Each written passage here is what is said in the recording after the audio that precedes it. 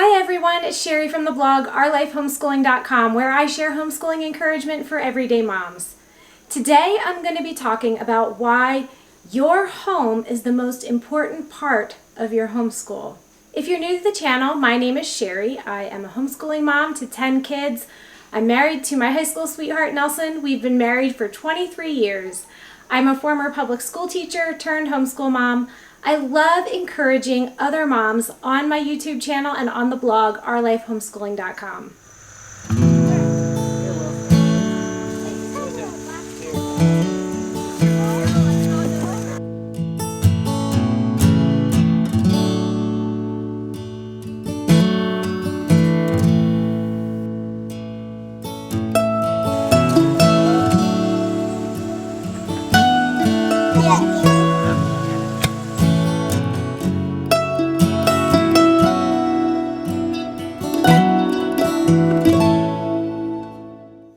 Do you find in your homeschool that it can sometimes take over your home life?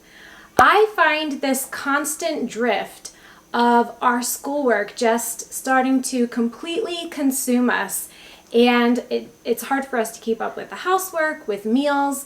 It's hard to manage everything, and I find that sometimes we have this constant drift into school taking over our home life. Homeschooling can be all-consuming, and I want to challenge you to look at school a little differently. Most of us who are homeschooling, this is our first time ever homeschooling. I am a first-generation homeschooler. This is our 14th year of homeschooling, and so I did not grow up with this same experience. All my experience of an education comes from what I had when I was growing up, and that is just the traditional school model. And that's how it is for most people. The longer I have homeschooled, the more I have realized how much, again and again, I rely on that model to form what we're doing at home. And the home is just so much different.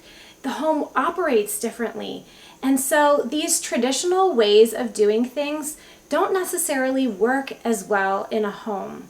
When we make our home look like a school and operate like a school, we are moving backwards. Think about the reasons why you pulled your child out of school. You wanted them to have an individual education. You wanted it to be centered around your family, your values, your faith, all of these things. When we copy what they're doing in school, and a lot of times we do this because it's all we know, we are moving backwards, not forwards. And I have had to reevaluate this several times over the years because I surprise myself with how many times I find us doing things a certain way because that's just the way I did it when I was growing up, or the way that it's always been done, and so I don't think of doing it any other way. The reason that some of these methods have been used over the decades is because they're serving a large group of people. And your homeschool is not a large group of people. You're working with individuals. You're trying to help your kids along, help them make progress individually. When I first started homeschooling, I had all of our kids sitting around a table. I looked at the state standards. I wanted to make sure that they were on level with where all their peers would be who are in school. We stood up and we said the Pledge of Allegiance, but it didn't take me long to realize that copying school just doesn't work well at home. And so we readjusted some things along the way. I realized that my kids were all learning at different levels, and so sometimes they would be really far ahead in reading, but they would need help in math. And it became harder to really nail down, people would say, well, what level are they on? And I knew what grade they're in, compared to school. But really, at home, what they're doing is just all over the map. In some places, they're really far ahead. And then there's other areas where they have struggle. And so kids are individuals. And that's the reason that we're homeschooling them. And it's really hard to pinpoint and put them into a box and put a label on them because they're unique and they all, are just going to learn in different ways at a different pace. Even though I have adjusted this thinking in my mind, and I know that copying school does not work well at home, it's going backwards, it surprises me how much time and again I find myself doing something and I think, why am I doing this way? And it's because that's the way it's always been done. I'm just relying on that traditional school model.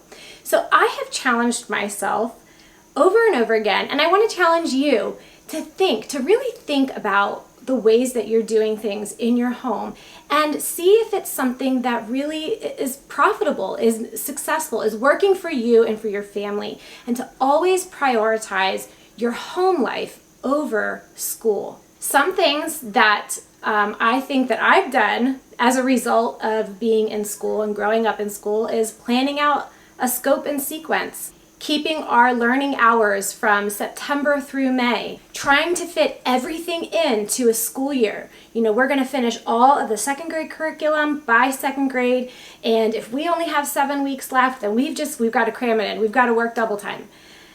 These things don't work well in a home. These are relying on a model that is really meant to serve the masses. So some of these ways of doing things are not suited for a homeschool. Now, none of these is inherently wrong. Having a schoolroom in your house, there's nothing wrong with this if it's meeting your needs. Having a scope and sequence, I'm not saying these are inherently bad or not going to be a useful tool for you. I'm just saying to really think about why you are doing things the way that you're doing and what choices you're making, how your homeschool is set up, and is it really suiting and meeting the needs of your kids and of you and of your family. The home should always take a priority over school. When you enjoy and prioritize your home life, you will love homeschooling. There really is no place like home. I've talked about this before, how we often will go out for a walk in our neighborhood, and it makes me sad sometimes because it feels like a ghost town and there's nobody home all day. It's just empty. And this is what I love about homeschooling. When we bring our kids home, it's a place that's full of life and activity, and things are changing and growing, and we're being productive all day. This is what makes a home so beautiful. Take a second look at your home. Your home is where you can be, it's the place where you can be the most creative. Our kids have come up with so many things, they've had so many adventures that they would never have been able to have these learning experiences had they been in a brick and mortar school. At home, we have 3 meals a day. We have freedom to, go outside, come inside, try this experiment. If they see an idea, they have an idea that excites them, they can do it right then. They don't have to wait until they get home, until they get off the bus. It's right there. Everything is available to us in our home. And lest I don't want to give the impression that we homeschoolers are at home all the time. We don't ever go out. My kids go out. They're involved in sports, in different programs. We're involved in a co-op. They're in church programs. We're very active. But when I say home, I'm really thinking of the home life in general. All of these activities, whether we're going out or whether we're here at home, are just a product of our home life. Your home is where you can create and imagine and try your hand at a business. It's a wonderful place to learn and grow. I think it's the place where you can be the most creative. You have the most at your fingertips. Home is also a place of warmth and comfort. And the reason that I think that this is so important is because when we feel safe, when we're not worried about peer pressure, negative peer pressure, when we're not thinking about what we're wearing and making sure that we have a certain brand name or that we're, are put together as well as that other person, when those things aren't weighing on us, we're free to think, to get excited about something. We're free to be ourselves. And I think that's why home is a great atmosphere, a great environment for learning. Our deepest lifelong relationships are formed at home. When kids are in school, they really are spending time with peers that they will know maybe from K through 12, maybe just for that year. They really are missing out on a lot of sibling friendships and lifelong relationships that they will be having and investing in those. I love that our kids are home together and they are growing up together. They have a firm foundation to stand on to build on these relationships that they're going to have the rest of their lives. Of course, they have friends from many different circles, friends they're really close to, or friends that are just acquaintances from being part of a sport or a group. But when they're home, they're able to really focus on some of these friendships and these relationships that they're going to have lifelong. And some of these lifelong relationships aren't just siblings. They have a lot more opportunities to spend time with their grandparents, with aunts and uncles, because they're part of the real world. They're not segregated. So, for example, my sister is taking her kids to North Carolina for a week in September, and she asked my girls to be able to go along with her. I love that they have this opportunity, that they can do this. So they're going to the beach, they get to spend some time with their aunt. It's going to be a really special time where they can grow. I'll send them with some schoolwork and a checklist, and they'll be able to get some of that done, but I know they're also going to be learning a lot from the experiences they have with her and still able to develop these close-knit relationships. I want to encourage you to let your home life take the priority in your homeschool. Let school fill in all the little pieces around after you've put your home life first. This year I had two of my kids, my 7-year-old and my 9-year-old, come up to me and say, "When are we going to do school again? I'm so excited. When can I start my math again?" And if you have your priorities in the right place, kids should be excited about learning. Kids are naturally curious.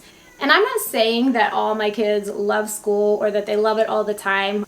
I've had plenty of complaints along the way, but it's normal for kids to enjoy learning. They should love learning. And if you are keeping your home your priority and fitting school in, making it your goal to make progress every day, just a little bit of progress, then it should be something enjoyable and pleasurable. This idea that kids that they don't like school is not normal. That's not the way it's supposed to be. And not that you're never going to have complaints or anything like that, but they should enjoy opening up the books again, because it's just one more avenue of learning or one more interesting thing. Your bookwork or your schoolwork should enhance your home life, not take away from it. So I challenge you to think of all the ways that you can make your home a priority in your homeschool, and really look at the way you're doing things and see, are you patterning it after the traditional model that most of us grew up with, which was really meant to serve a large group of people, or are you making it work for the individual needs of your children and your family? Thanks for watching today. I'll see you next week.